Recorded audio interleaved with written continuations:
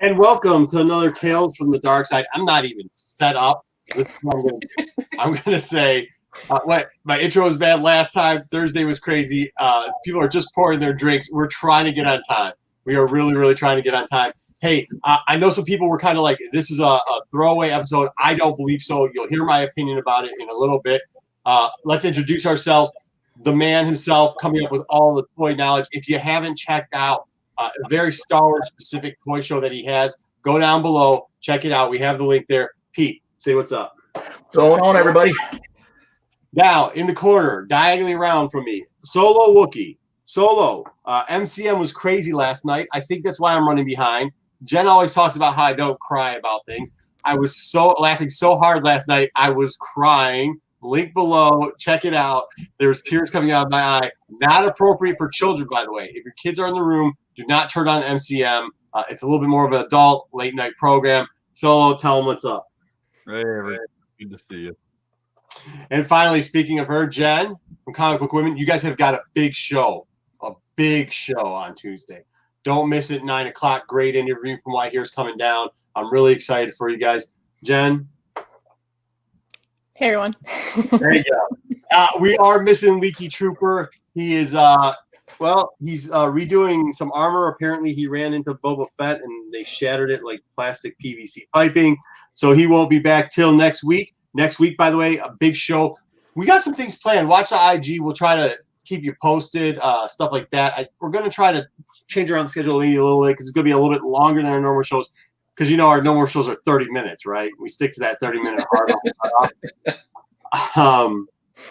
So we're going to try to change some stuff around. We have a special guest next week. We might have two. Who knows? Plus, it's the final episode. I'm going to plug this in. Pete, could you kind of go through the first slide, maybe show everybody what we got, or give a promo, do something so I can plug my stuff in? Just throw me up. Sure. Throw me to the wolves. Like, I know what's going on. I literally just popped in here, guys, before we went live, and that's why he was making the joke about pouring my drink. But let me see. What did you throw in here? No, those are all. First slide. Did you guys think that this was the worst episode? I did not. Real quick, just overview. I thought it was really good. We'll get into why later. What'd you think, Jen? I mean, I liked it. I'm kind of the same across the board, I feel like, but I liked it. And I think he just showed when they're on that planet to pick up Mayfield with, again, another walker that's been repurposed. Yeah. What about you, Pete? How'd you feel about this? I liked it. Like, you need that kind of I know you might think of it like you need that breath before like the final like push, but at the same time, there's still a lot going on in this episode. I enjoyed it. Like, yes, we didn't get the huge drops of like, so they didn't mention names and like huge references in that way, but I still think there was a lot in this, and I enjoyed it. So there was something real cool that I was geeking out. I wasn't saying us in particular. I meant a lot of the feedback I get. Now I do understand there was like huge amounts of information dropped on Thursday night too. If you guys didn't see our show on that, we need 10 more viewers. Tell 10 of your friends to watch that show we did on Thursday. Get us up to 700, please. We appreciate all of it. We've got tons of thumbs up across our channel lately. You guys have been watching tons of our videos. We do like it. We do appreciate that. What's makes us and that's why we try to talk like that too. That's what makes us produce more content. So we really want to thank everybody out there. This episode, I'm going to get into the rankings on it. I think people might be surprised. I really enjoyed it. I'm saying like the outcry that I heard from other people early on. Even George said worst episode of the entire series, and we love you, Darth Lopez. You're here for all of our content, man. You're great. We love your face, buddy. He has a way to over-exaggerate stuff. Agree with you. Yeah, he does have a way to over-exaggerate stuff. But yeah, I mean, I thought even people that weren't saying it was the worst ever, some of them were saying it was like just a filler type episode. I think we're gonna get into it, break some cool points down, and hopefully you enjoyed it as much as us. I definitely didn't think it's not on. Well, we got the numbers. We'll check them out, see if we can rank it as one of our worst. Let's start it off real quickly. They did do a little bit of a. No, let's not start it off real quickly because my intro was so clean. If you guys saw that intro, it was so clean today that I screwed everything else possibly up. They got another one of those AT-AT walkers. Like they convert every single. That's why they need the gorilla walkers in the new movie because they considered they refitted every at that locker into trash removers or picking up ships out of water. That makes sense. So Bill, I like Bill. I know it's a terrible. You guys know what I do. I take it off the TV. So we got to see him. Came back. We thought it what it was. I thought that was actually kind of a cool scene on how they did it. How they didn't actually do a true breakout. How they did it a little different.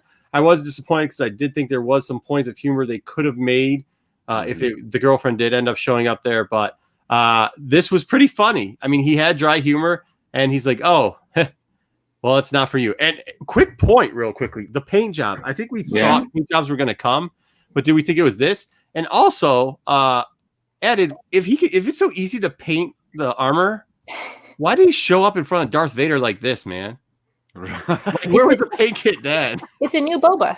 Well, they were on their way to pick up Bill, and the neon sign off the planet was like, Mandalorian body shop here with a big red arrow pointing down. So, I mean, you bop in, you get a paint job, get some dents, kind of hammered out a little bit. Yeah, I mean, see it at night when the ground lights start going on his helmet. It was really cool. Like these pictures don't do it justice how cool just it was. It was. Yeah. I mean, I get it now though, but Pete, you do a lot about toys. You know what's happening, right? What, they want to sell us a new toy? Yeah, they're gonna come out with a new black. They're gonna come out with the 2 new black series. They're gonna come out with the 3/6 inch and a new color scheme. They're gonna come out with the other one. They're gonna do a chrome version of this again. They're gonna drop 3 different Bobos here. They're all gonna be like a Target exclusive, a Walmart exclusive, and a GameStop exclusive. And what do you think about trying to steal our money? Fixing most of the dent from Cad Bane. Yeah, that was it. Well, it's still there. You can see it. It's bumpy. It's still there, but they took out quite a considerable amount of that. Yeah, I tried to take the front shot of it, but I missed it in the regular one. I didn't have the VHS to go back and replay it. My VHS player's down at this point. But next week, wink, we might have a problem. I have one behind me. Yeah. No, I'm quite aware you do. Okay. This part is cool. I don't know. This is where I was geeking out, bro. Like, I'm just going to go through the scenes. Oh, like, yeah. The ship. All of a sudden, they gave you all a slave. See, there's the bump right there. You can see it. Yeah, it's still there. It's just not nearly as gouged as it once was, Dude, it was rip front dent. Right? No, you're right. Yeah, but this is cool too. How they showed like there's a control panel on the inside too, and it's kind of like the carbon freezing plus the overall diagonal thing. It was funny because people were making fun of his ship. Some people were like, "How can he fly 360 without turning?" And you're like, well, here's how. There's different modulars. There's different ways to do it. I thought it was really cool. Like if you're gonna do fan stuff, like that's a fan thing. Like. When I watched it the first time, I was like, whoa, that is cool. When I watched it the second time, I was like, man, that is beyond cool. That is better than bad. Yeah. Like that showed that search engine that they use to film these on that new production set and the way that they can manipulate that and the way that moved. The second time when I watched it in detail, knowing it was coming, blew my mind. I have to say that was probably the most excited I've been this whole season when they finally showed that. I lost it. I geeked out. I did too, man. I try to watch it the first time. You guys know I watch it multiple times. I said it 100 times over, but I try, not till the second time when I start taking pictures or stopping and rewinding it. When that happened, when that scene came through, I was like, whoa, did that just wait, window, what? And I stopped it, rewind it, and then watched it back like 4 times. I was like, oh my gosh, it's so cool. And it just so happens that for everybody that knows me, knows that I let my kids play with like the toys. And I'm not talking about the new stuff they come out with. I let them play with the Kenner stuff. So we have one of those in there, and it's always cool because even though somehow we have misplaced the frozen Carbonite Han, so I'm on the hunt for one of those, which is going to be fun to try to find. Because I think it's down a heater vent. That was the coolest thing because it had the toy, has the handle on the back, and then it had the rotators. Yeah, and automatically rotate the wings, and you had the slide thing where. I've heard people be like, oh, Boba Fett, why wouldn't he have his rocket pack on the time? Well, because here's a quick one. Because in the toy, everybody who has one of the toys knows this. When you sit him in the seat in the toy, even in the second version, you can remove the rocket pack, and that's how he'd actually sit in the seat, and then he would eject up to the driving position. Not that anybody needed to know that or doesn't know that already, but that's the answer to that question. Yeah, a little fun fact. There you go. Like I said, so I'm geeking over talking about that. So yes, this was like by far like I was so geeked, so stoked into that. Once again, look cool driving. You get to see the little Zao. If you watch Peter's video on the toys, the 2-packs that he does, the comic 2-packs, he pronounces the guy's name Jas. How do you pronounce it? I was saying it Jaster. Jaster, and I pronounce Jaster. Okay, well, he's probably right. As you know, I'm pretty bad at pronouncing names. Make shit up. Yeah, so that's good. I did get a new comic dual pack I just bought the other day, which is nice. Is the Tarkin one. Thanks, Pete, because you keep reminding me to look out for those. I thought this was cool, right? Did everybody else think before we get to that, there's a lot of Rogue One in here, huh? Yeah. There's a lot of Rogue One in here. With those, what are they? Coast troopers? The beige dudes? The beige troopers? The Scar starts with an S. Too bad Leaky's not here. But this is reminiscent of when they were originally where the Daenerys' dad was going to be. That was kind of the scene out of that because it was exactly the same type of settlement. Also, part of the Tarkin initiative. For those that don't know, that includes like the Death Star. That includes like the Darksaber. Like all when they're going to that little thing and they're trying to get the database portion and everything like that. All this stuff was all under the Tarkin initiative. Also, this group that they were talking about, the ISB troopers, had to deal with the Tarkin initiative too. Very cool. Just because of all the stuff. Like even like the Death Troopers were part of the Tarkin initiative. So it's really cool that they're throwing all that stuff in there. Okay, so this is all we knew this was coming, right? Like, was anybody surprised? Like, this scene where they're like, if you're gonna take your helmet, you're gonna have to take your helmet off. You're gonna have to take your helmet off. You're gonna have to take your helmet off. I mean, they said it like 100 times. They transported him into transport troop. I thought how they redid this was cool. Mm-hmm. Like we saw these in Clone Wars. They were a little bit over weaponized, I think, and over armored. Obviously, this was transport that was originally a concept of McQuarrie, and they were going to use them. Instead, they switched to the AT-ATs. The AT-ATs. And then, so they pulled those out here. They're dipping back into that. This, once again, it's a similar scene. First off, thank you. Thank you to the director of this one, because you made her look good again. Like, she looked good again, which is like, oh, there you go. Yeah. Cara Dune's back. Let's go. And, Fennec 2 was really cool, but that was also kind of like the scene where they're scoping down on once again Ursay. This was kind of cool because they gave the personal. I know people always criticize the Canto Bite scenes in the second movie. There's also like how I saw this episode. There was a lot of Rogue One. There was a lot of the Johnson film in here too, right? The personal like. It doesn't matter what side you're on. Remember, like he goes down and gets the buyer. It doesn't matter if you're on the Republic side or if you're on the First Order side. He says it right here too. Look at the Empire versus the Republic. Really, a lot of difference. Good play in there. It's cool seeing. I always think when you bring that human element or the humanity, doesn't have to be actual human to Star Wars. It's kind of a nice add-in. Yeah, I think he did a good job in this too. Bill Burr, by the way, like he wasn't too jokey. He wasn't doing shtick like. I don't know. I think he did a nice job in this one. I think he definitely stepped it up a notch from the last one. He was a lot more convincible in this one as far as emotional acting content. I would agree. It made me want to rewatch the other one just to see if my memory of it was not correct. No, it's accurate. The first one, he was kind of bad. It was directed by the same director too, but what I kind of was thinking, and I wasn't going to say this to the end, is like, now I kind of wish they would use this director a little bit more, including maybe even the Ahsoka Tano one, because like he really got a lot out of some people who we've seen before and they haven't been directed as well. And maybe that's kind of how it's going. Like, look, I get it, Dave. That was his third direction. Maybe he's not picking up. I mean, he's not going to be that. He's going to be an executive producer more than he's going to be a director. Obviously, this guy's doing a great job at directing. I hope to see a lot more out of him. It was a great show. I hope they give him now, like, I know they're using the one episode system, but I really do hope now they tailor out some of these guys and either bring them into the new platform. We'll touch base on that real quickly, or they bring them back to do like maybe next time we only get 3 directors. I mean, it's only, you know what I mean? Like only 8. Let's just give us 3. Yeah, he picks some like fantastic angles too on some of the stuff he shot. Like part of that chase scene when you started in with the was it the Juggernaut thing? Yeah, the Juggernaut. Follow Mando. He's like shooting and Oh yeah, through the cockpit. The camera follows through, and then he goes out the top. Like that was just great. Like to show that like kind of movement and motion. Mhm. And I know Rodriguez last week was supposed to be, I mean, I know they gave him a 19-page script, and the guy does cut. He said he cuts fast, and I know he had to fill in, and he kind of used some of that fan viewage for it. But like the action scenes here were way better. I know it was a little corny, some little trekky for some of the stuff, but like the actual fight scenes where he's throwing him off, he's got the spear scene. Yes, of course. The one thing that I was surprised was that we didn't see the Beskar spear come out. I think that's given like a tip of the cap to. We're going to see him do that with that.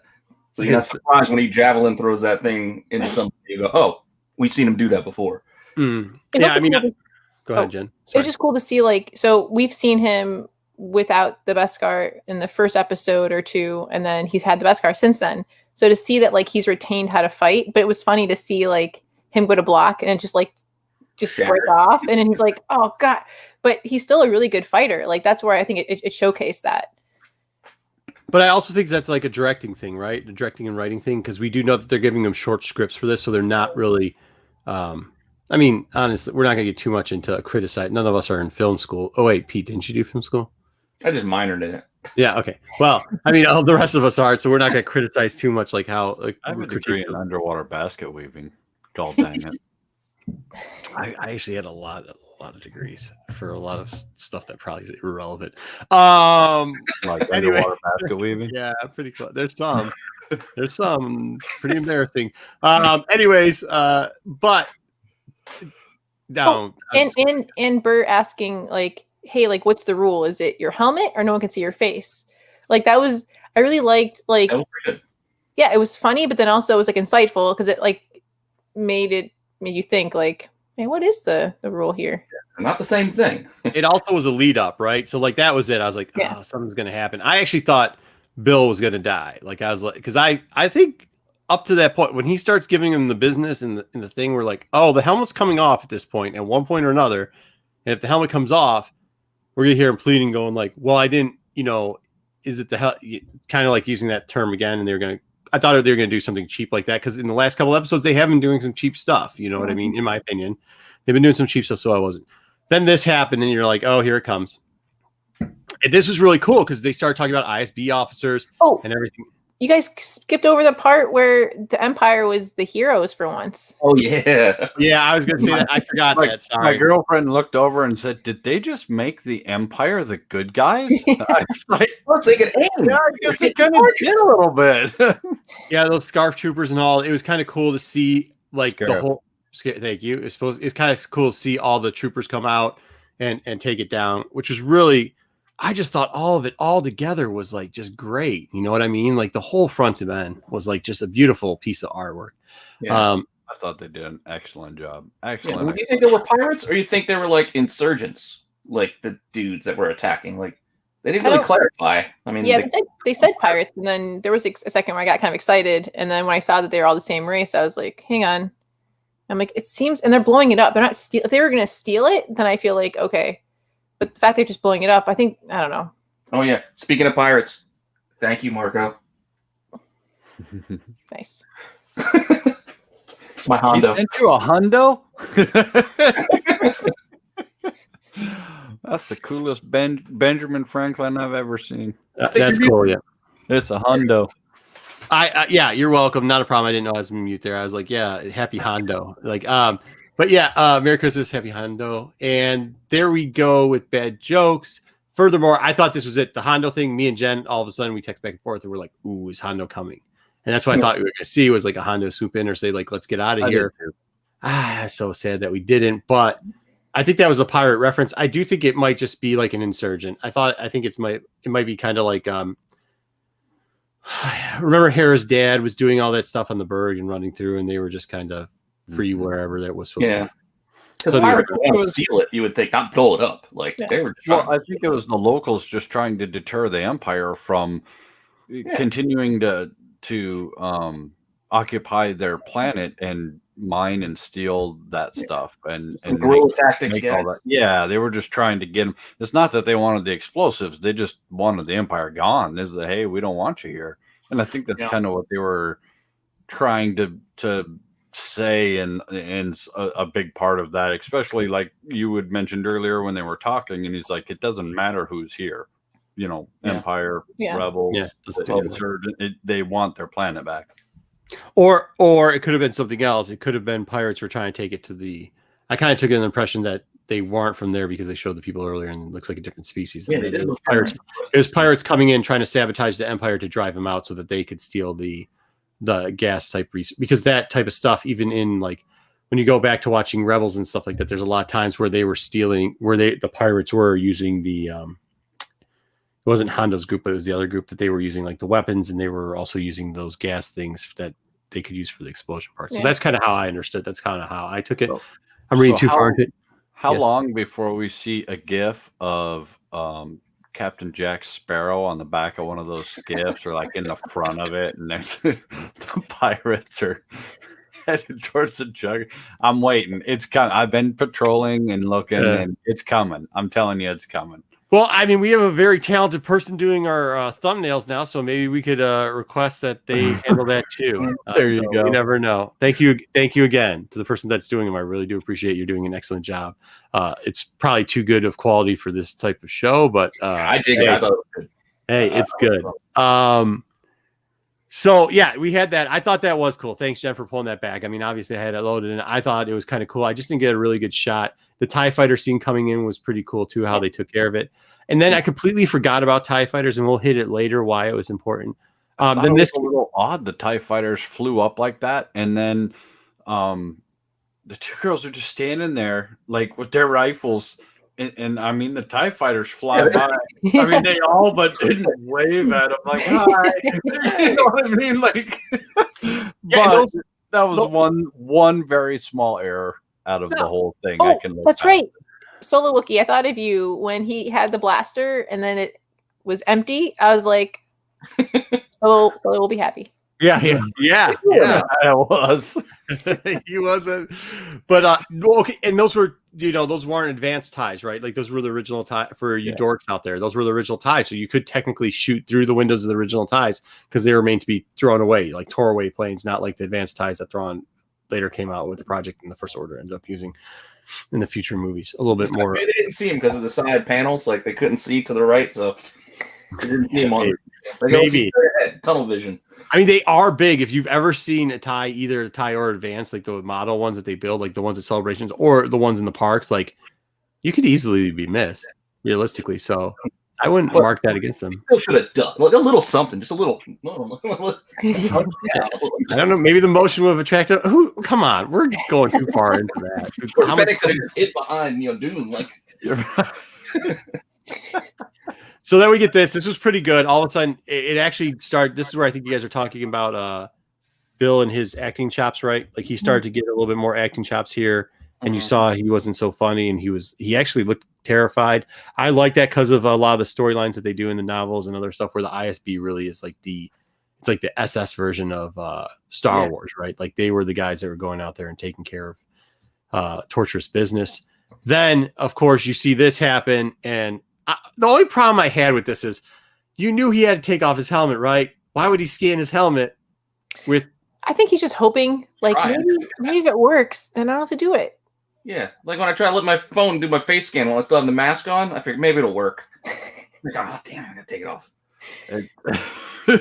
I have a way around that, but you have to grow a big white beard and then get one of the face masks with a beard to it. Yeah, so this was kind of cool, though. Obviously, they pulled it off. Obviously, now the rumors that he wanted to re-sign the contract after this season because he wasn't showing his face enough was over-exaggerated because obviously he's shown his face in this episode a couple times. Well, it was very long in this one and something else. So I think that was another one of those rumors we kind of early on in the year was like, this sounds a little fishy, smells a little bad. And obviously it was because, well, his face is all over the place. Including that toy that is terrible. I almost bought that one too, and I just couldn't do it because it looks like he got hit with a stick in the face. Yeah, I couldn't find it. It was all sold out. Yeah, well, that's why I wasn't chasing it so hard. Yeah, but at the same point, like you said, I don't really care. Like it's not that great of a figure. So then so that people who didn't know it, this is what I love too about this. Like sometimes they've been doing some like backstory for fans that aren't that are new to this era or that aren't that deep divers as us, and like to show what the ISB was all about. They couldn't have casted better. They couldn't have had a better actor. They couldn't have had him say more things. They couldn't have made him express what they were. Those officers were. It was brilliant. And then we get our favorite Office Space reference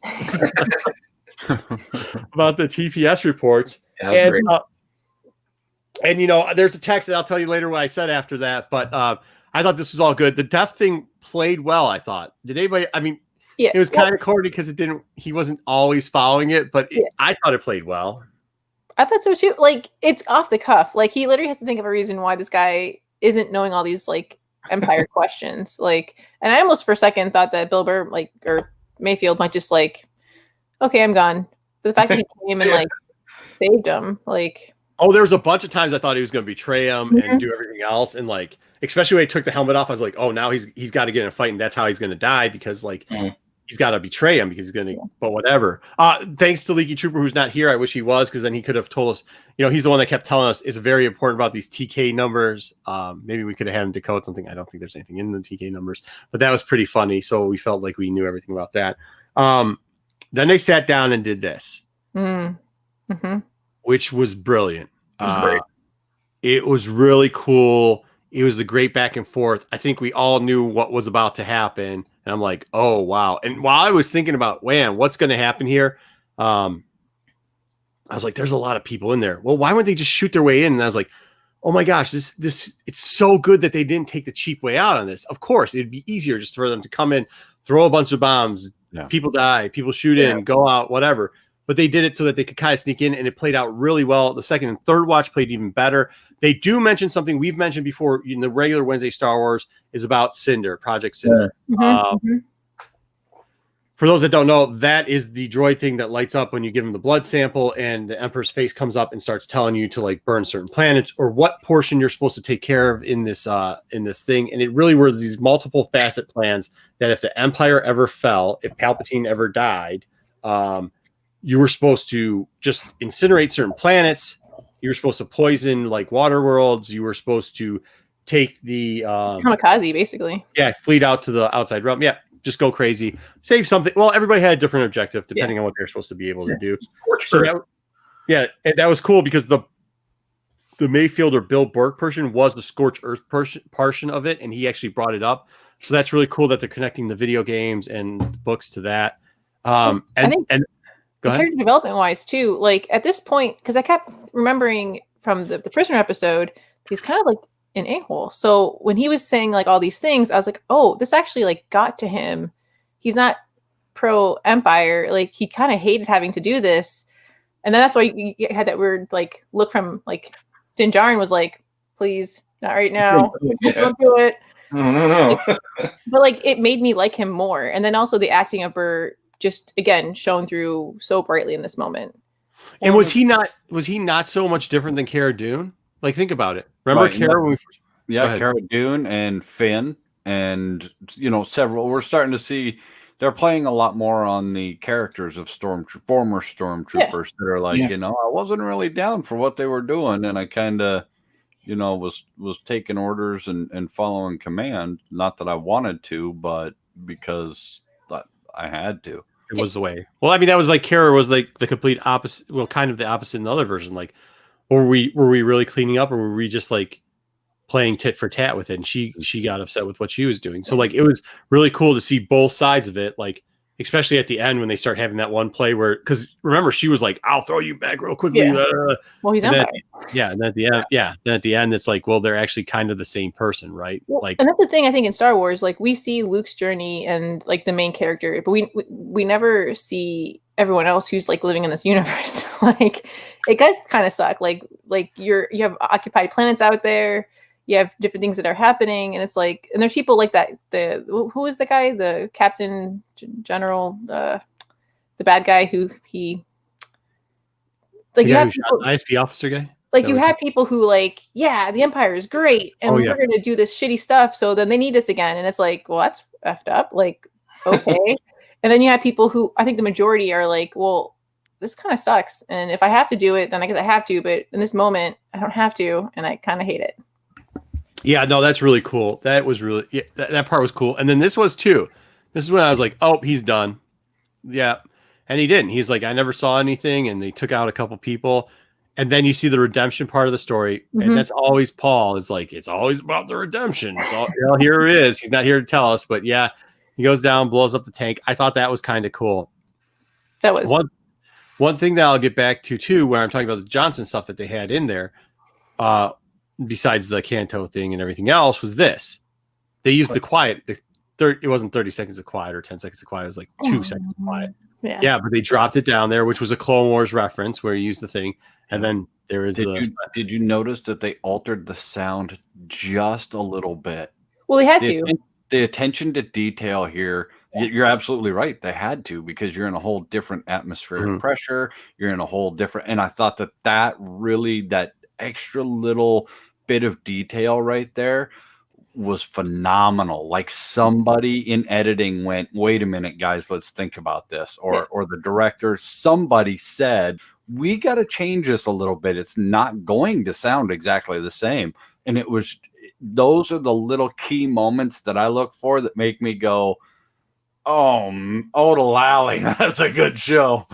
Yeah, like that's what I think you were giving a little bit too much. Like I think sometimes too, the blame expands so wide because it is such a big production. Like it really does look, when you see this, and I was kind of saying, like, I think it's a little bit more micro than that. I think it's the director type thing, right? And now we've seen a 16-page or 19-page script come out. Now we've seen this, which is a masterpiece. It's literally a masterpiece on the television, and it's the director. Like they're using the same editing, they're using the same technique. They had less time probably. You know what I mean? It really comes down to what the directors, they're giving this free range to the directors, which is good sometimes, but we're gonna see it be good and fail. And I think, no, Jen, you don't think so? Well, no, I was just thinking about when I was watching this scene, the person I was watching it with, like the second that he like released it, I was like, and then when it went off, I was like, cool. And then she was like, what happened? What is that? I'm like, from Kenobi in the asteroid field. And she's like, what is that from Clone? I'm like, it's from the movie. Like listen to the sound. And we like rewinded it and played it. And she's just like, and I was like, damn it. Yeah, no. I did the same thing with my girlfriend. I was like, you don't remember? It's the greatest sound in any movie that's ever existed of all time, and you don't remember. Yeah. I was like, now watch this. And we rewatched it, and I said, and then we're going to watch this, and we're going to find it. And so we pulled it up and found it, and I was like, listen, wait. Did you hear it? Is that cool or is that cool? She's like, oh my God, why do I watch this with you? It was cool though. I mean, this is the type of fanfare when I say it's not cheap fanfare, where they're doing it just where it will explain to the regular audience and then give a Star Wars fan something to do. This is the type of stuff that, like, if you want me to, rave about you, like, this is it. This is where this is the Star Wars I love. Attention to detail is key. Yeah. So I did give the walk away, and we already talked about where you see the Kara thing and you see Bill Burke's Mayfield and how they're kind of like, I'm gonna go. I like he turns back and he's like, wait, like, because I think he's protecting them to like do what the Empire would do, which is like shoot him in the back. Yeah. And he's like, oh. Well, he did see the face, but it was also, that was the point where you kind of saw like she was like, we're the same person. That's how I felt. Like it was like we're the same person, because she almost smirks at one point. You know what I mean? Like, is she the believer? Yeah, maybe. I mean, who knows? Well, and everybody had that twinge of, dude, why are you leaving? Why don't you join them? We don't know their skills again. So I think they're maybe dropping a little hint, like, probably not the last time we're going to see old Bill Burr. There was a lot of subtle hints of what was going to happen in this season by like this episode by not. So I think that might be one too. And then you got to see this, which I actually was like, Star was like, oh, what? And then I was like, no, that the second time I watched it, I was like, that is kind of BA. He's like throwing everything back in his face, like, all right. And I guess we got Dr. Afra there on the left and Moff over there, Stormtrooper, whatever. But like, I thought this was really cool. It came through. They're obviously coming for him to have a stalemate. Leaky Trooper brought up one good point though. And he said, after watching this, and he's kind of been hinting at it, he goes, do you feel like this is Empire Return, Empire Strikes Back? He's like, the first season was New Hope, which also means very disappointing, because if you did New Hope 1, this is Empire, and then that means third one's Return, and that means there's only 3 seasons. But with that being said, that opens up a lot of possibilities of what's going to happen for the final show, but it does feel very Empire-esque at this point. It does. Very Empire-esque. Yeah. Something to They think have about. plenty of shows. If this weren't to continue, they've stacked the decks to keep rolling, That's true. even if they couldn't lean, on the name of Mandalorian right now. Mandalorian, like that was part that I was thinking about also, is that it can mean so many different kind of Mandalorians. Is this going to just, because we were all thinking about Bo-Katan getting her own series and maybe Boba Fett, what if they just take over the Mandalorian series? Like, I don't know. Like, Yeah, that's true. Yeah. It's not, hey, we're going to roll with Boba for a little while, or hey, we're going to go, follow what's her name? Care, dude. Well, I mean, it had Bo-Katan. Oh, Bo-Katan. Yeah, I mean, I think that way. Who knows? Yeah, I mean, they did a roll in. This is all look like. I mean, maybe that is the full plan, right? And if you saw what happened on Thursday, where they just unloaded on us left and right, I mean, like, there's a lot of stuff that looks like it's spin-off. That's the the next phase is going to go. How long is a 3-year phase? Is a 4-year phase? Either way, they're going to need the next phase after that. So Mando will come in already into a year. They'll be done by the end of year 1 of the new phase. So you'll have 2 or 3 yet left. So that can spin off into a bunch of other stuff. Plus you can have your add-ons. Will he be in one of the 7? I assume this is talking about Mayfield. I still think that's still a strong possibility. I think that's why they were winking. And then of course, once again, we are probably going to have a guest next week. So I think that is a very strong possibility. I don't know now if they're going to do the 7 by the end of the season, or if it's going to be Empire, where Luke loses a hand, and then you have to go and go to Jedi's. You have to rally the troops and bring them to Jabba's temple to get Han back. Something to that effect. Did it kind of bother you that you just when they left him? I'm like, he doesn't have like a pack or anything. Like, I guess he's free and he's not in prison anymore, so that's something. But they literally left him with nothing. Like, you're back. Like, go ahead. Not even Before you go, just peace, dude. well, he left. He just, I'm cool. Wait. So, I'm sorry, you were worried about that, but Boba Fett is just walking around with a gaffy stick and like a robe in the desert for 5-6 years, and that didn't bother you? That he's but he's like, I guess Mayfield's trained too. I guess it's true. I just see big Boba Fett being more like his dad like trained him since like he was like little, so he's like super trained to like be a survivor. Like Mayfield, from what I saw, like he's like was a prisoner and does nefarious things, but like, can he go camping on this world? Maybe, I don't know. Yeah, go back to Boba real quick. Like, was he really afraid of Raylan Givens? Like, why didn't he get his armor back before then? Like, he was, obviously pretty tough, just ripping through those stormtroopers. I know they're stormtroopers, but still, like, he couldn't have found a moment to go, "Hey, man, that's my helmet." Like I said, that's what makes this episode so exceptional. It wasn't the longest running episode by any stretch of the imagination. It was right in the realm where it should have been, and they did so much shooting, so much explaining. I mean, that's why when people were saying, even like Lopez, because we obviously talk a lot, he was saying like, "Oh man, I really didn't like this one," and I was like, I liked it. "Man, I never try to tell Darth what we're going to talk about on the show, because I enjoy that he shows up and supports us a lot. So, but like, I don't want to give him my full opinion on it, but I was like, man, I really like this one." And then a couple other people had said stuff, and I was like, wow, dude, I don't. Okay, hey, Star Wars is for everybody. Not all Star Wars is for you, but this episode was for me. I mean, they made this one for me. We're just giving it away in chat. Hey, Dwayne, I see you out there. Let me call everybody out real quickly. Grizz, a lot of these guys were around last night. I don't know what y'all are doing, man. I'm on the struggle bus all day today. I hope you didn't play that game.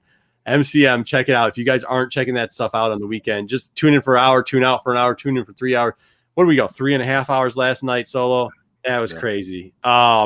Really do love the support lately.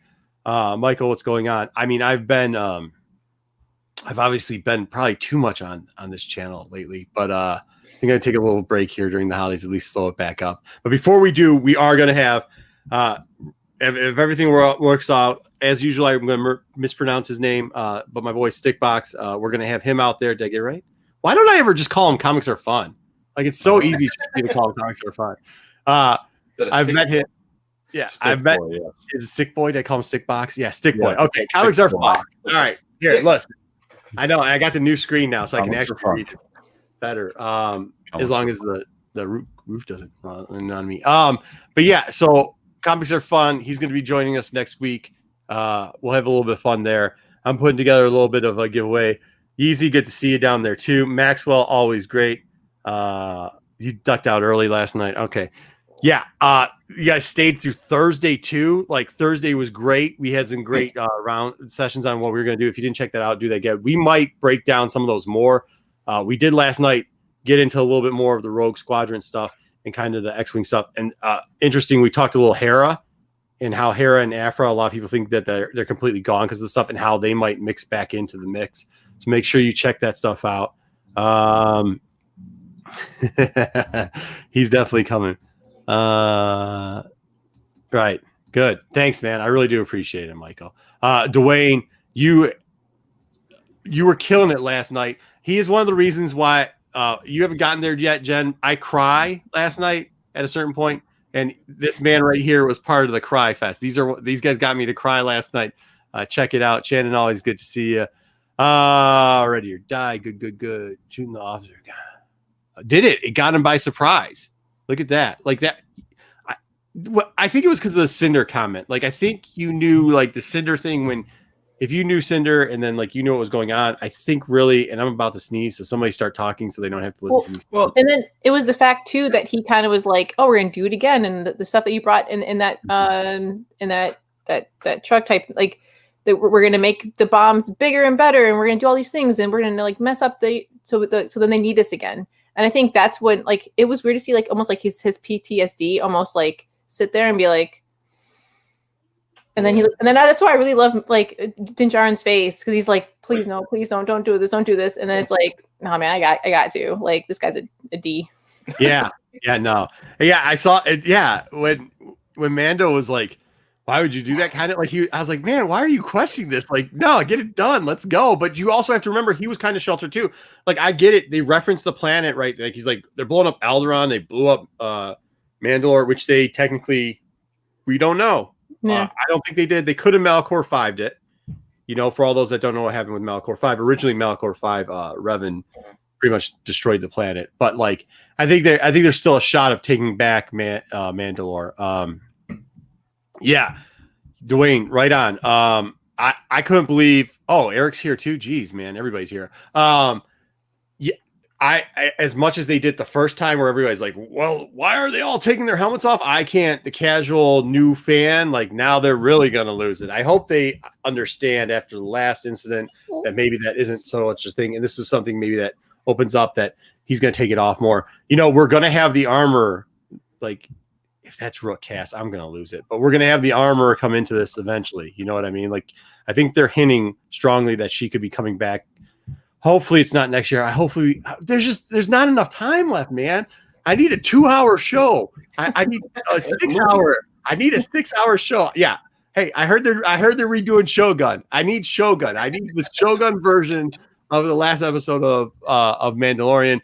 For those that don't know, Shogun, if you ever got the VHS of that, it was like 12 tapes. It was a TV movie type thing. That's what I need for the end, because there's so much stuff I want to see, and they're still going to do it. And they're just giving us all this goodness, man. That's where the ride or die comes from. Like, Mando needs to save Grogu so bad that he's like, and that's where I think he might have that redeeming quality of like, listen, I had to in order to fulfill my mission. There's no way I could have fulfilled this mission if I didn't take it off. I had to. There's no other option. Yeah. Well, and how about Mando's mama bear kicking in? He's like, whatever I gotta do, I'm getting that kid back. And like you were saying earlier, Marco, at the end when he sends him that message, like he pulls that Liam Neeson. Yeah. I have a certain set of skills. Yeah. That he said in that same episode last year. Like, it was the same speech that Gideon gave. Like, I don't know how he remembered all of it word for word, but I think he just like he did. Eric, I think this was the kind of a reference to Broom Boy. I think that's kind of what it was. I don't think they're going to bring him back. I think it's just kind of like the kind of a nod to that. John, you were with us last night too with Eric. Oh man, you're still in here too. Great to see you again. It was a strong episode, and yeah, I agree. Like, I think sometimes when they do too much of the first appearances, like, or the too much of the pushing of the characters, like, let's take a breath, man. Let's have just some good fun, good character. What do you call it, Jen? Because I almost said the F word, and I'm not going to call those the episodes that anymore, because you're right. Like, mover shows or whatever you call it, like whatever it is, like I like how you position it better than what I was calling it. So do you remember what you called it? No. Yeah, when you criticized it because I was calling it filler shows, and you're like, no, it's like story development or story development or whatever. Like, that's what it is. Like, this one really got it going, and it gets you the setup. Like, and I was kind of thinking they were going to do the same thing they did last year, right? Where they gave us half the battle on one and then half the battle on the other. And now it's just got me like, when is Thursday coming? Like, what or whatever? Like, when is 3:00 in the morning coming? Because like, I'm ready, but like, I'm so, because dude, yeah, I think they're gonna do that thing that, I don't know if you guys ever watched Dragon Ball Z, but you know when they're like, they're gonna do it, and then they're like, next season, and you're like, oh, what? No. Yeah. Like, partway through, maybe they get their team together and they like, or do half of it and then just. I don't mind if they do it, but give us an hour, and I don't want hour and 15 minutes. Considering, look, I'm going to be upset because it's going to be gone, but I'm not going to be completely upset because I still be disappointed. No, I'm going to be disappointed either way. But give me an hour of 15-minute run time. I don't want the intro added in. I don't want the extra. Even though I love the extra picks. This is probably the first time we reviewed one and I didn't show the extra picks. I mean, this episode I was just so in love with anyways that like I just didn't even. I was after you gave me the inside of Slave One. I mean, what else do I want? But then you gave me more. Like, so that's what I want. I want that, and I don't expect a big boss battle, right? I expect that to be next season anyways, or like lead into next season. So maybe it'll be like you lose your legs and then you come back as what was the awesome picture we did where it was Hulkbuster Gideon, like, that type of thing, right? Yeah, I mean, like, I'm okay with that. I'm okay with all that. And then next season, you don't have to do this, right? Like, you don't have to. It was great. You gave us what you promised. You gave us Ahsoka back. Okay, you gave us Boba. Huh? And Boba. Yeah. Yeah, you gave us Boba. You gave us all. Yeah. Oh, speak of that, thank you. Even though the celebration wasn't off this year, we'll have celebration the next year. Great celebration shirt for those that got another one. So that's back-to-back years of Mando celebration shirts. But yeah, I mean, like, that's it. Like, it's oh my God, so good. And like, now I'm kind of disappointed because what do we got next? Bad Batch, which, don't get me wrong, we're going back to animation and Bad Batch is cool, but you're like, wow, dude, like, Mando, give me 115. You give me 115. I'm pulling a Jen. If you give me 115 one time, I don't care who directs it. I don't care if you do bad Ahsoka Tano jumping on buildings. I don't care. You give me an hour 15. You're getting the 5+ stars. Speaking of the 5+ stars, dude, I need to get a cleaning lady after these late night shows because this place is a mess. The studio is ridiculous. All right. Episode 15. A cleaning person of non-origin. What's that? A cleaning person of non. Oh yeah, I can get cleaning nail too down here. I don't care who does it. I'm slovenly anyways. Like, I'm a terrible slob. I'm surprised I'm married, to be honest with you. My wife is an angel. That's why I don't make her clean anything, because I'm slob. The ranking system here goes like this: storytelling, visually pleasing, Easter egg / callbacks. Geez, I mean, I'm just looking this over and going check. They're making sure it's the continuity of Star Wars, make sure it fits in that Star Wars universe.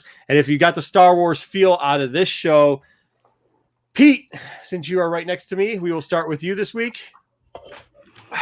Stars for this? Yeah, how much? Initially, I was thinking I was going to go 4, but I have to go 4.5. If not, just because of seeing the inside of Slave One. Like, that enough is half a star's worth. But I feel confident in a good solid 4.5. Because going off of your list of things that you said, like the storytelling, I thought there was a lot of character development here, be it both Mando as well as Bill Burr's character, who I still think we might see him again. Whether it be part of the Magnificent Mandalorian 7 here, or if Cara Dune's heading up that Ranger show and she's like, you know what, I got to get a crew. I'm going to go find this Bill Burr guy because I think he's pretty solid at this point. Who knows? But I think they redeemed that character to bring him back if they wanted to. Filmmaking wise, I'm a fan of that kind of stuff. I guess mentioned before with the camera movements. I know there's a lot of Mad Max Fury Road while they were jumping onto the Juggernaut, but I thought it was really well made. And with the callbacks, I forget that mission, that Lando thing, and he said he did that move. Like that was one of the things Bill Burr dropped in their conversation, as well as Operation Cinder. Like I like those little nuggets that they threw out there. I thought beginning to end, they really gave us everything that we really needed. Now I don't want to go 5 because I try to reserve 5 for special, but 4.5, I feel comfortable with. Cool. I want to shout out Nora real quickly. I'm glad that Nora loves either show. The show we do or the Mando show is great. You're raising the right, John. Good stuff. 4.5. Let's go through Pete. Let's go through Pete's grades real quickly. He came in after the first 2, so 11. He got a 5. He gave a 3 on 12, 5 on 13, 4 and 4.5. So that's right in his realm house, kind of towards the top end of his grading scale. Solo, I was not going to go. I'm just debating if I should go with Solo Wookiee because he always gives us he's always the lowest of the graders. Let's just check out his grading real quickly. Solo gave us a 4. Jen. Go Jen. 3 on 11, a 5. Okay, we're skipping. We're Jen. All right, Jen. Both of you guys' gradings are all over the place. Jen's grading is 5 on 9, 5 on 10. She broke the grading system with a 5+ on 11. Give us 4.5 for some reason. If you're giving people 5+, why don't you just give it 5? Should be your lowest grade. But 4.5 on 12. 13 was 5+. 14 was a 5. 15. What do you got for us, Jen? Give us a little. What do you got? 5. So the 5, we've talked about it already. All the goodness of this episode. I even the little things as far as when they got into the uniforms and they're like, oh, it's kind of sweaty, right? I'm like, of course it has to be. They don't take the thing off, and then how it kind of stuck a little bit, right? I was like, that's a nice tie-in because we've seen it happen multiple times. No one's ever commented. I feel like I for sure would comment if I got into something. I was like, oh, well, okay. It looked like that looked like a really warm planet. Yeah, isn't that better? We're not supposed to be cutting you off in your review, but I'm going to do a directorial ad and then having people run up a hill for stormtroopers run up the hill for the 15th time. But go ahead. Sorry. I'm sorry. No, all the goodness. Even yes, we got the TIE fighters coming in, saving them, and it was it was probably the first moment in Star Wars history where the Empire was the good guys, and you're like, yay! Wait, this feels weird. And then when they're inside, and they're all cheering, hey, good job, you guys! And then they went inside, and I'm glad that those people that were all cheering in that little corridor all left. But then when they blew it up, I was kind of oh man, all those people who are gone. But just I just from the acting to the directing to continuity, when I saw that the laser it ran out the blaster, I'm like, oh, Solo's for sure he's gonna love that. And then the person I was watching was like, what? And I'm like, well, listen, in most things you watch, they always just keep shooting. The fact that he ran out and then had to use his skills, because then even they're mentioning I don't think they're that great of a fighter. And I'm like, no, they are. Just you forgot because the Beskar and all the other things going on. This just and it was just funny. It reaffirmed it in that moment. It wasn't next episode. It was this moment. But yeah, everything 5. I was really happy. Good. Shannon, no. 1 hour and 14 minutes is not okay. I said an hour and 15 minutes of runtime. AJ, this is not Game of Thrones. This isn't actual history. It's Star Wars. Space fantasy. Go ahead. All right. So that's a 5. We got that. Leaky is not here. I probably should I'll text Leaky while Solo gives a thing so we can get his grading in the system. By the way, down low, make sure you check out Lowbricks. They're doing a live thing. If you have younger kids, if you love Legos, do it. Actually, my son said something the other day while he was building Legos. He was like, make sure you ask your parents to like and subscribe because of Lowbricks' channel. They love it so much. Make sure you check it out. It's very Star Wars based. Solo Wookiee. The strictest of ones. If this was true to life history, bullets running out of blasters, somehow instead of having to recharge, you ran out of bullets for some reason. Once again, we can talk about that some other time because it's actually but he gave episode 9 a 4, episode 10 a 3, episode 11 a 5, episode 12 a 3, episode 13 a 4, episode 14 3.5, Solo. The phaser charge did not disintegrate in the blaster at this point. What do you have? Let's hear the explanation behind this grade that will make no sense. All right. I got to give this one an 11.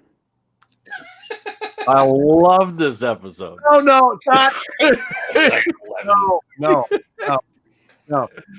Come on, like Spinal Tap. I got to turn it to 11. Like, this was off the hook. Guys, are we okay? You give it. We'll let the I chat go decide if 5 you give it 11 or not. plus.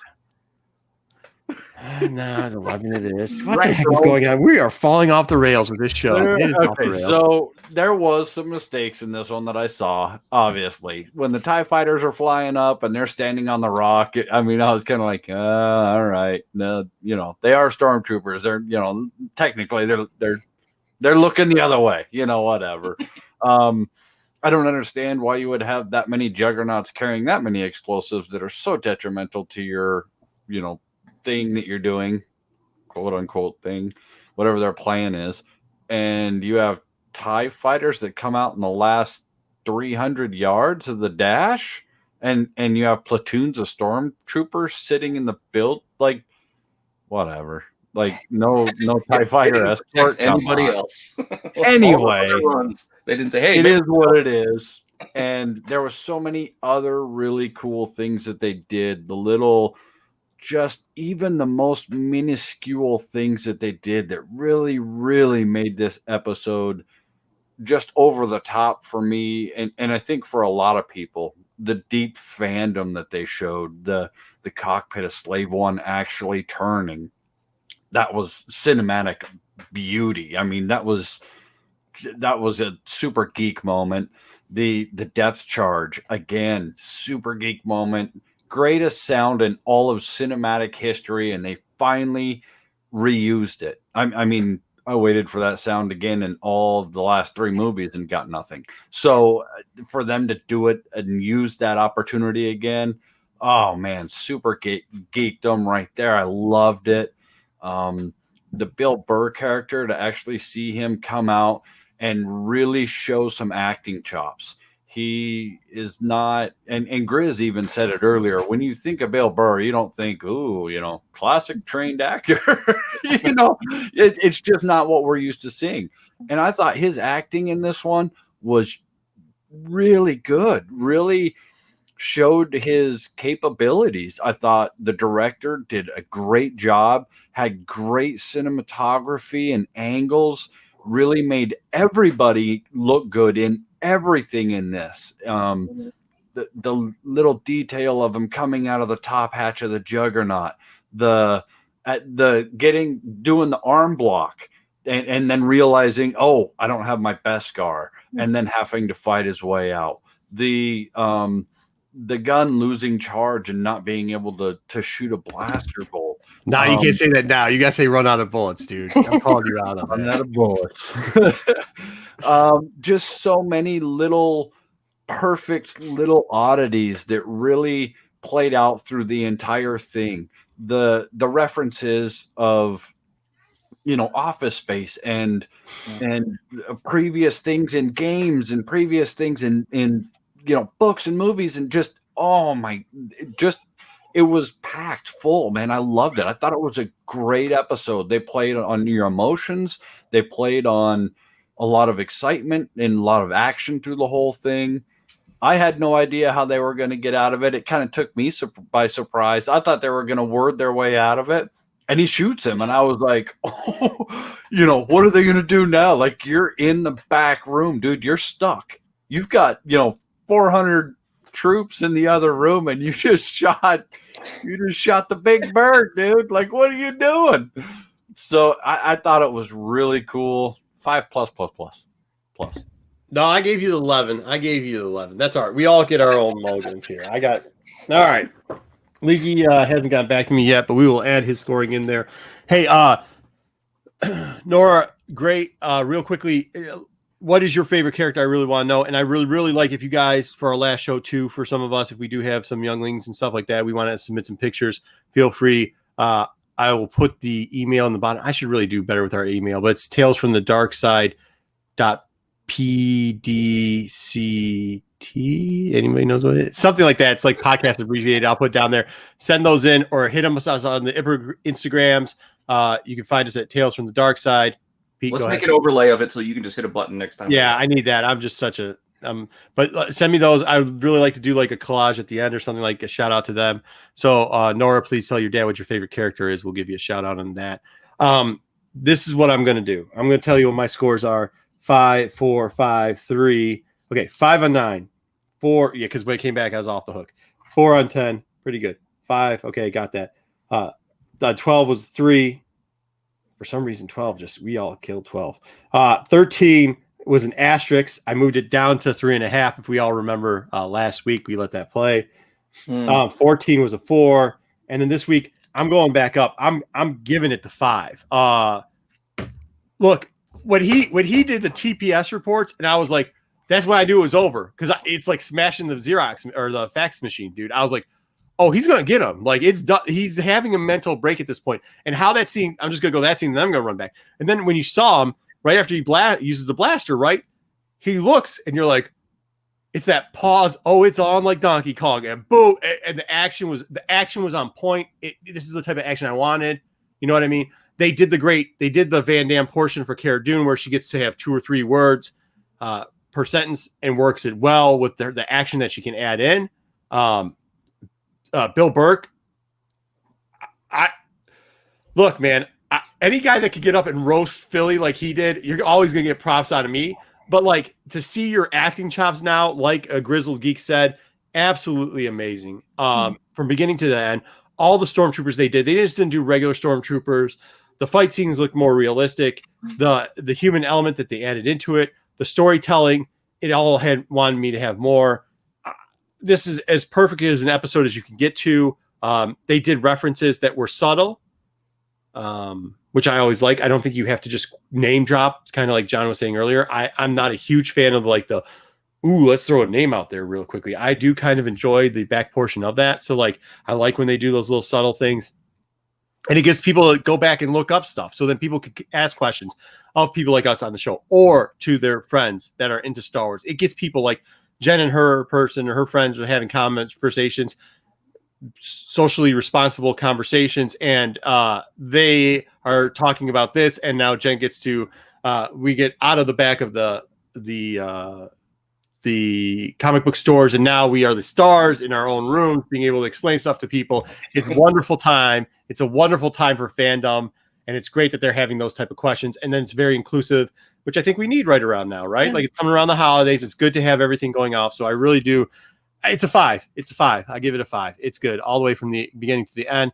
I'm going to go through some of these questions. I actually kind of like this. I got one more. I got 2 more questions for you guys. One, did you think Cara Dune could punch like Mike Tyson? Because she punches those guys when she jumps down in the Juggernaut and she slams that guy and knocks him out in the helmet, and then elbows the other. She was gonna mow the 2 drivers, though. I thought she was gonna mow them, but she right. It was like, geez, like that was the ATST scene, right? That was the ATST, right? That was Chewbacca, right? We all agree that was Chewbacca. Yeah. All right, sure. But the way they showed her just. It was really good, really believable when she punched those troopers. I was like, geez, Tyson, it's like, calm down. It's a trooper. He's like a red shirt. You don't have to hit him that hard. Once again, that's like directing. That's what was so great about the director. Like, he came to play. Yeah, he did. That was awesome. And then, go ahead, did you feel a little hint of Indiana Jones when he ran out in the gun?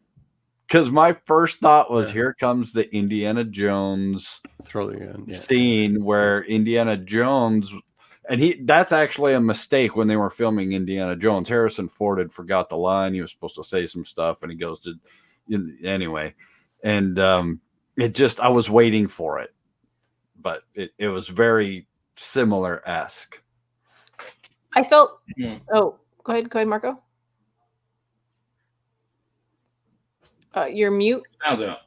Oh, sorry. Say what you were going to say. I was just going to go into comments after this. So say what you were going to say. So I felt it was very indie when he like finished fighting off that whole like the first horde, and then he like was there, and he looks up, and then there's the other horde. He's like, and you see him like that like breath of like, oh, okay, here we go. I was like, oh, reminds me of Indiana Jones. When they capture the girl and everything. Yeah, absolutely. And then her being a badass, like I know for a fact, if it wasn't for her MMA and Muay Thai background, I don't think she'd be able to pull it off like as well. Like I've seen other actresses try to do fight scenes, and some of them are really good, or it's their stunt double.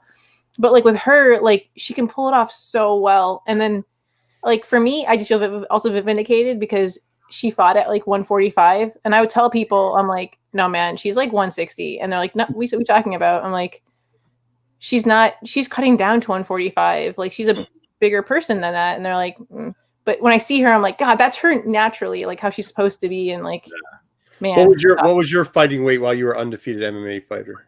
Oh, I had Katan. Oh, I didn't like it. It was 135. Everybody that didn't know, she 135 and straight up undefeated. Don't mess. I didn't like it though. Like I felt like I wanted to be like walking around. I'm like 145, 150. So I wanted to fight at like 145. 135 was really hard. Like I don't like not eating. I like you eating. can hear Pancake screaming at you from 2 blocks away. Not a lot of people I'm scared of in this world. She's one of them. Hey, so John has got a question about what toy is this that he's referencing. My brain is on half not working. That's why I can't do that show. Boba Fett toy. Half circle Boba Fett toy. Circle Boba Fett. It's not the one you got behind you. Which one? No, it's not half circle. Half circle, I'm not sure. All right. Well, Yeezy Yee, right here, my man, Aaron. What's going on? This is kind of funny. It does. And then what do we get? Who was it? Was it JJ later on? That said like it should have been matted. Yeah. Like kind of like in the what's that the cute guy's name? The guy that the man with the iron mask.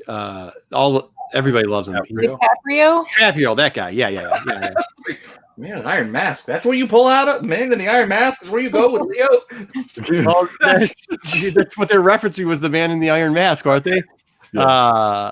Do you think we'll see this? They're making so many references. So me and Jen, what are we doing with that? Are we going to get that show edited? It's like 2-3 months ago we shot that. I really think that we should have the other guys on and like do like a Hondo discussion because like I think we can do better.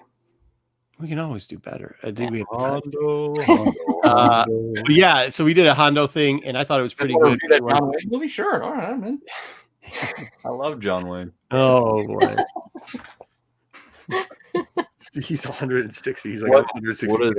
What is a pirate's favorite letter? R. You'd think it'd be R, but it'd be the C. Okay. You get this every time. Who's the first?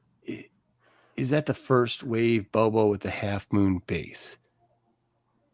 Oh, with the half moon base. Okay, I know what he's talking about. I will have to dig through. I have Rubbermaid tubs that I have to go through to figure out if I have that. It was the power of the POF variant. Okay. She elbowed the hell out of that guy. Cool. Shannon's laughing. Yeah, she does. I don't think they're talking about Jen. I think they're talking about Cara Dune, by the way. Into the Juggernaut to get him out. It wasn't Mando going in to go take it over. It's like, no, I thought that was a little weird, but whatever. I got to see her go in and beat those guys, man. That was just some of the best cinematography beating I've seen in a while. Yeah, good job. Good point. Yeah, and good point, JJ. I don't know if I'm going to quite give it a 0.5, but I won't give it a 5. I'll tell you that much for sure. I just think like you have like give us we've stuck around with you through the thick and thin. We've kind of let some stuff slide. We have, especially this show, has been very friendly towards different range of people watching it. We've tried like to understand that not all of this is for us, except for Solo Wookiee, who is still screaming at people who aren't. He doesn't even have a lawn, folks. He lives in the desert. He has desert out front. Get off my galaxy. Yeah, he yells at people to get off his dirt. So, like besides that, I think that it's just like it's a selfish thing. Like you kind of now it's like Halloween candy. You gave me this, and it's mom and dad saying like you can't. I can't believe I was low man this week at 4.5. I was the low score. Oh yeah, you were definitely bad. Like that was bad. Well, you do, Jen. Look, you can't count because Jen gives nothing. Has Jen ever given less than a 5? No, yeah, the one episode where everybody rated a 3. Yeah. Jen gave it a 4.5. So you're never going to beat the positivity of Jen in this room, except for once in a while, like Wookie giving it 11. Yeah. However, you know what I mean? Like, yeah, I don't know. Like, I just couldn't. There was so much stuff. After the first see-through, because I actually didn't watch this one at 3 a.m. It just didn't work out because of doing everything else. But I watched it, and Jen watched it similar time. She's like, "You watch it?" Yeah, I was like, "Yeah, I just finished." And we're like, PTS reports and this and the helmets and and just going off. I mean, it was just a great show. Oh wow, was doing it. It seems like the other story. Yeah. I mean, I had that feeling too. Like, I think they were like, you got to think some of those troopers, kind of like he was saying, are like, Yeah, we're stuck out here. We're sick of it. Like, you have those ports that they have it. It's not just all the loyalists. Like, the top ranking officers are the loyalists there too, right? And they're kind of controlling down. But some of those troopers they have the dirty. That's why they were clapping so much. Like, thanks. Hopefully we get this fuel and we can get out of here. I think is what it was kind of feeling towards me. Where then you see those Tarkin Initiative guys. You see the ISB officers, and you're like, oh, the bads of the bads are here, right? Like even Tarkin wasn't that okay. So, like, the Tarkin character, he wasn't like he was very in his way. Yeah, rabbit hole. Right, we're not supposed to go down rabbit holes today. But he wasn't that terrible of a guy. I mean, they blew him up pretty early. They blew up a planet to make a Even in point. Clone Wars, though. Like, I gotta turn this green. Tactician. I like Thrawn. I like Thrawn more than I like Tarkin. Well, yeah, they redid Thrawn now so that he's not as selfish as Tarkin. Tarkin was tough, man. That guy, he could make the tough decisions, and he wasn't afraid of Vader. He was the only one that was not totally afraid of Vader. He was like, no, we're a team, buddy. Yeah. Took the death. No, he didn't. You got to remember at the beginning, he was like, Vader, excuse me, stop coming in here and just slicing stuff apart. Like, this is, you're like a little child running around and bashing people or shooting them in the face with darts, with Nerf darts. Right. Sorry about that. Anyways, but yeah, I mean, so he was kind of in control. He's a very interesting character. I like him, obviously. Yes, he's a bad guy, but I think there's even like more treacherous characters that are out there than him. No, it's true. Rogue One. Yeah, Rogue One that's the one where you're like, oh shoot, he just took that guy's working at it for a long time, gave him a really hard time about it not working or being ready in time, and then when it worked, he's like, okay, it's mine now. Who, Kenrick? Oh, yeah. No, you have to go back and read Falling Stars. Like, Kenrick is by far. That's why. Oh, I understand why you don't like Tarkin so much now. Yeah, that seems evil. Read the backstories on all that stuff. Like, he's actually not the evil guy. It's called what? What's the series? Is it called Fallen Star? It's a book. Is it called Fallen? Somebody help me out there. Is it Star? No, it's something about Star. It's a black cover. It's got a ship in there, green little background flying above what looks like a moon. It's the original backstory of the Ursay. So they talk about the dad, Kenrick, and they talk about Jyn when she was a little kid. That's why I was so pumped, because that book came out before Rogue One. So when you see them on the farm, that's not how the original cover looked, but sure, that's probably it. Yeah, Lost Stars. I think that's it.